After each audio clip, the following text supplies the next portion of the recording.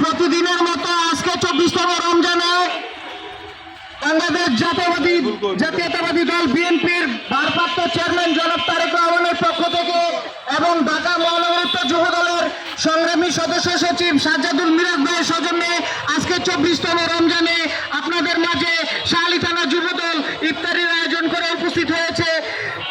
এর জন্য আমরা সকলেই দূর থেকে বলি আলহামদুলিল্লাহ। এখানে যারা উপস্থিত হয়েছেন সকলেই সুশৃঙ্খলভাবে একজন একজন করে আসবেন।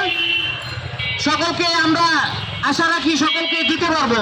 এখন আমাদের মাঝে উপস্থিত আছে ঢাকা মহানগর উত্তর যুব দলের নবগঠিত কমিটির সম্মানিত আহ্বায়ক সদস্য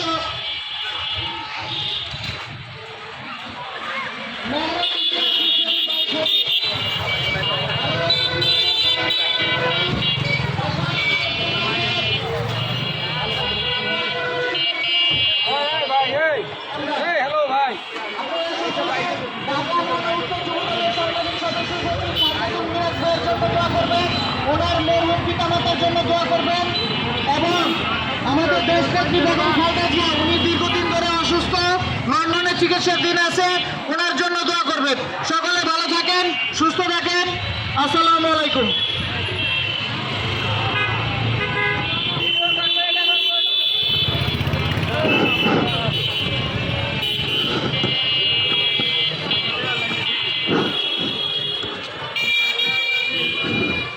اللهم آمين.